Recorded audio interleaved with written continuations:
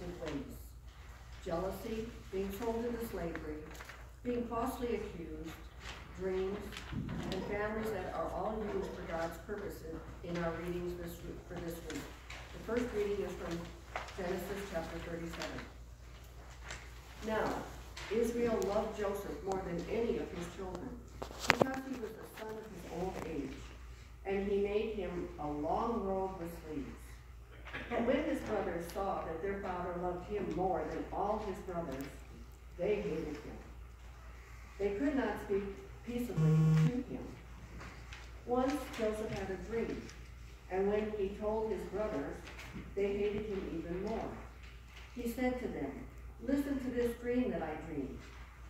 There were binding sheaves in the field. Suddenly my sheep rose and stood upright, and then your sheaves gathered around it and bowed down to my sheep." His brothers said to him, "Are you indeed to reign over us? Are you indeed to have dominion over us?" So they hated him even more because of his dreams and his words. And he had another dream, and he told it to his brothers, saying, "Look, I have had another dream. The sun, the moon, and the 11 stars were bowing down to me." But when he told it to his father and his brothers, his father rebuked him and said to him, "What kind of dream is this that you have had? Shall we indeed come, and I, your mother, and your brothers bow to the ground before you?" So his brothers were jealous of him, but his father kept this in mind.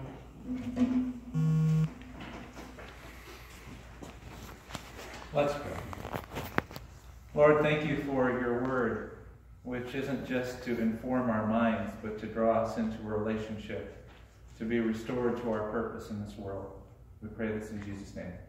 Amen. So we looked these last couple weeks at creation and how sin got in the way.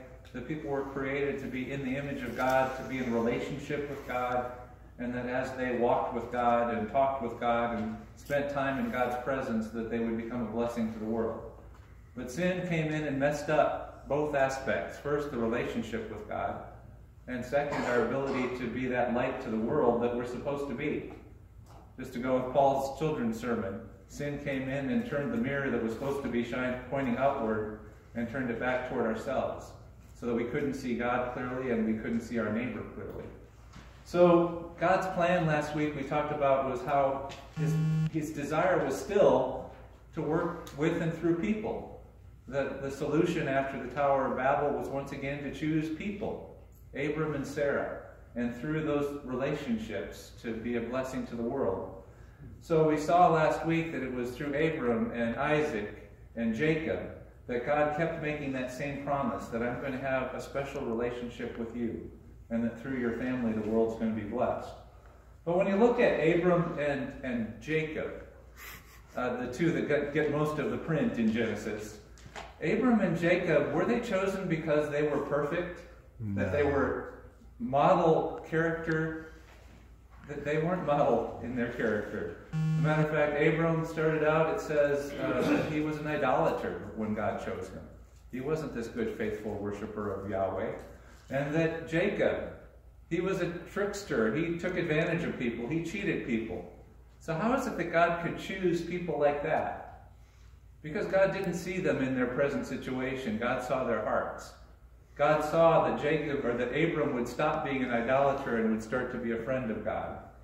And God saw that Jacob would stop being someone who took advantage of people and started to be someone who wrestled with God and sought to have a closer relationship with God. And God could work through people like that, friends of God, people who are willing to wrestle and interact with God because they wanted more of what God had to offer. So the next generation now, we talked about the promise to Abram, Isaac, and Jacob. And Jacob, in his wrestling match with God, becomes who? What name is he given? Israel. So now we see the sons of Israel. The 12 sons that... you remember who the favorite wife was of Jacob when he went and he worked for 7 years because of his love for... Rebecca. For Rachel. Rachel, sorry, wrong one. And his trickster relative, Laban, ended up giving him who? Leah. So we see the process of Jacob, of Israel, having children. And who is it that has the most trouble having children? Rachel. Rachel is going to watch 10 children, 10 sons being born to Jacob before she's even able to have a child. She's going to watch her sister have several children.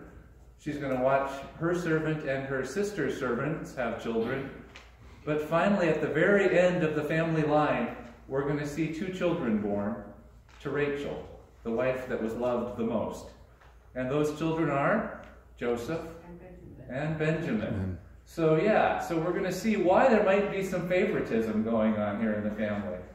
These are the children of the favorite wife. These are the children of the wife who had to wait for such a long time to have children. And if you remember the story, if you've read it before, of Benjamin, Joseph's younger brother, what happens in childbirth? Rachel is going to die in childbirth. So now all of a sudden you're wondering why Jacob likes Joseph and Benjamin and is so connected to them. They're his reminders to the wife that he loved. And so it was really hard for him to let go of them. So first we have that jealousy of the favorites being treated differently. But Joseph didn't help the jealousy a whole lot by sharing the dreams that he was having. But yet it's those very dreams that are a sign of what God wants to be doing in and through him. That he's someone who's able to hear what God is saying and someone who's able to connect with God. So we see the tensions growing as the reading continues.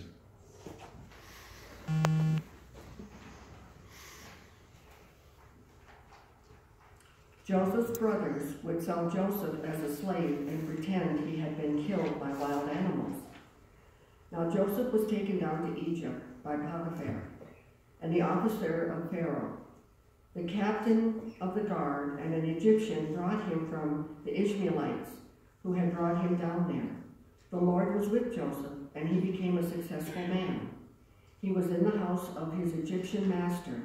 His master saw that the Lord was with him, and the Lord caused all that he did to prosper in his hands. So Joseph found favor in the sight and attended him. He made him his overseer of the house and put him in charge of all that he had. Joseph would be falsely accused of assaulting Potiphar's wife and thrown into prison. But the Lord was with Joseph and showed him his steadfast love. He gave him favor in the sight of the chief jailer.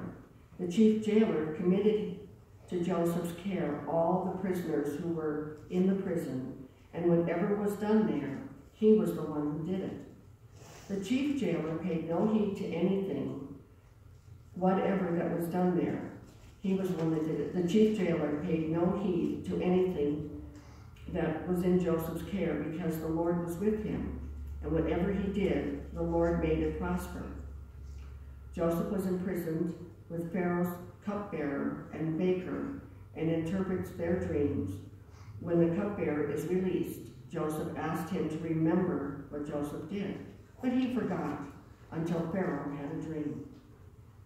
Then Pharaoh sent for Joseph, and he was hurriedly brought out of the dungeon, where he had shaved himself and changed his clothes, and he came before Pharaoh.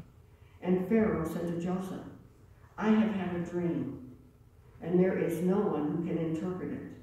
I have heard it said that when you hear a dream, you can interpret it. And Joseph answered Pharaoh, it is not I. God will give Pharaoh a favorable answer.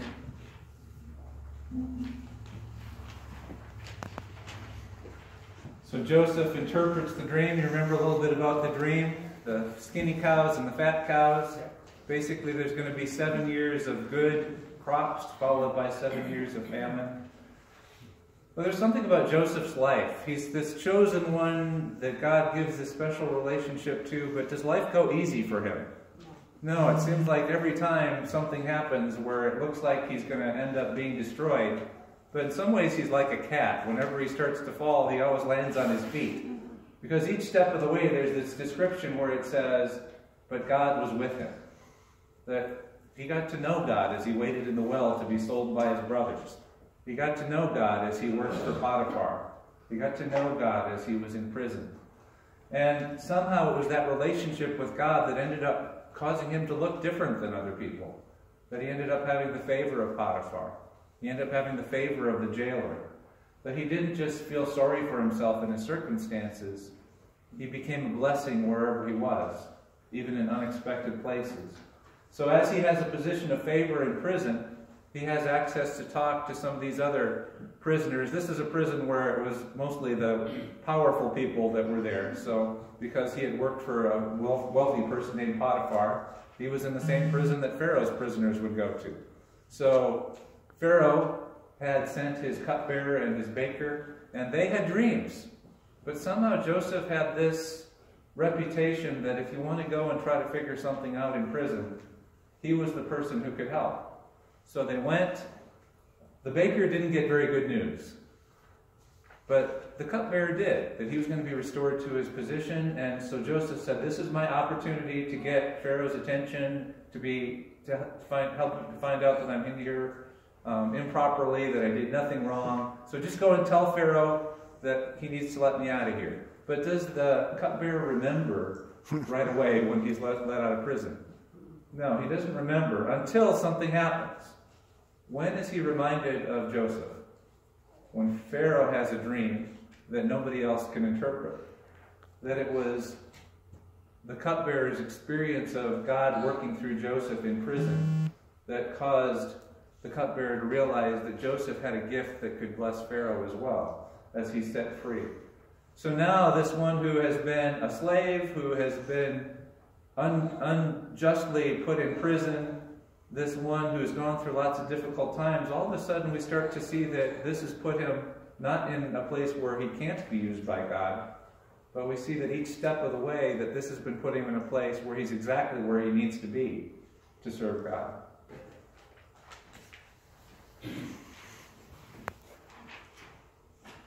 Genesis 42. When Jacob learned that there was grain in Egypt, he said to his sons, "Why do you keep looking at one another? I have heard," he said, "that there is grain in Egypt. Go down and buy grain for us there, that we may live and not die." So 10 of Joseph's brothers went down to buy grain in Egypt. But Jacob did not send Joseph's brother Benjamin with his brothers, for he feared that harm might come to him. Thus the sons of Israel were among the other people who came to buy grain, for the famine had reached the land of Canaan. Now Joseph was governor over the land. It was he who sold to all the people of the land. And Joseph's brothers came and bowed down themselves before him, with their face to the ground. When Joseph saw his brothers, he recognized them, but he treated them like strangers and spoke harshly to them. Joseph will give them food and send them home, minus Simeon, who stays in Egypt. But if they come back, they would need to bring their younger brother Benjamin, Joseph's only full brother. They will come back with Benjamin when they need more food. During that visit, Joseph will reveal his identity to his brothers. So now we're starting to see that all of these things that seem like they're huge mistakes are actually places where Joseph needs to be, not just to save himself or to save his family, but to end up saving Egypt, to save that whole part of the world. Just because God needed someone who was in intimate connection with him in the right places at the right times. And I think one of the things I like about this story is it's a reminder that is coming to church really meant to be an end in itself? This is where you come to get ministered to and then you go home and then come back a week from now? Or is coming to church meant to help develop your relationship with God so that wherever you are, whether it's in your workplace or at your school or in your family or in prison or wherever you might be, to be God's connection point for people. To be the one where someone says, you know what, whenever I need prayer, that's a person I can go and talk to in your workplace. Or whenever I need someone to help me with my yard, I can go to this neighbor because they always help out. That I think that's the whole point for me about reading the story about Joseph, is that this is to help us to live our faith out in the world. And he's going to be doing it in the political realm. And sometimes I think, well, there's the separation of church and state, so we really can't do that. But yet, isn't that exactly where we need people who have a connection with God and God's love and see things the way that God sees things? We need lawyers. I mean, God forbid, could there be good lawyers out there in the world, or doctors? That we need people who are connections to God wherever they are. So, we see that now Joseph is setting the situation up. He pretends to not know the brothers, but he's hearing everything that they're saying. And a lot of what they're talking about is how they feel awful about the stupid thing they had done with their brother Joseph.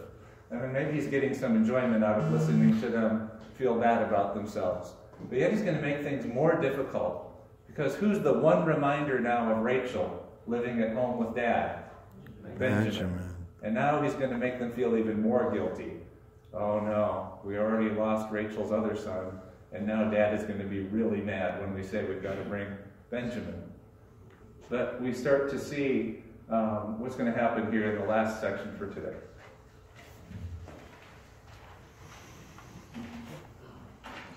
In Genesis 45, Joseph said to his brothers, "I am Joseph.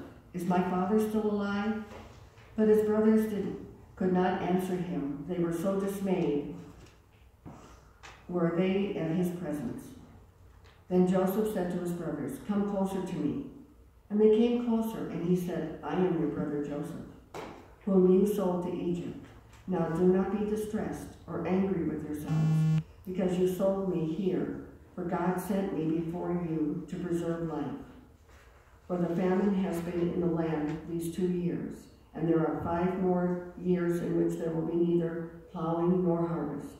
God sent me before you to preserve for you a remnant on the earth, to keep alive for you many survivors. So it was not you who sent me here, but God.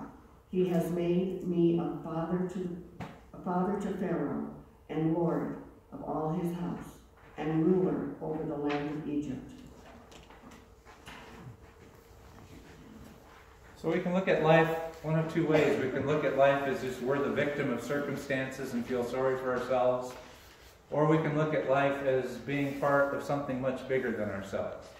That God is at work no matter whether things seem to be going well, or even at times when we think, well, I shouldn't be here, this shouldn't have happened, we shouldn't have lost this child, we shouldn't have had this divorce, we shouldn't have this health diagnosis.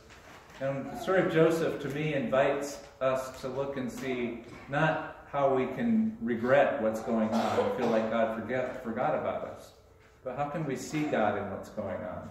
How can we see, because Joseph was able to look back and say, I don't regret that any of this happened because I'm where I'm supposed to be. I'm not going to focus on punishing my brothers. I'm going to focus on thanking God that I'm where I need to be right now.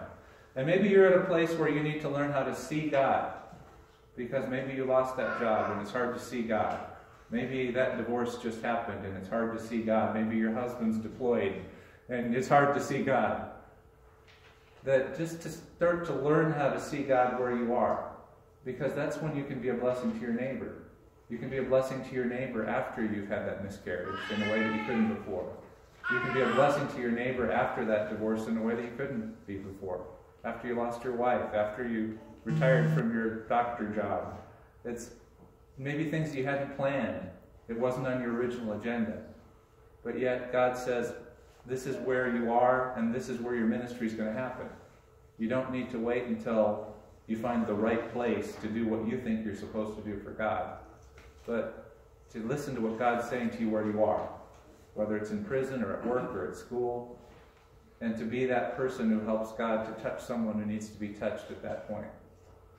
So may God see you, or may you see God, even if your brothers are jealous of you and sell you into slavery, even if you're falsely accused and thrown into prison, that God hasn't forgotten about you. That's where your ministry is going to happen. Amen.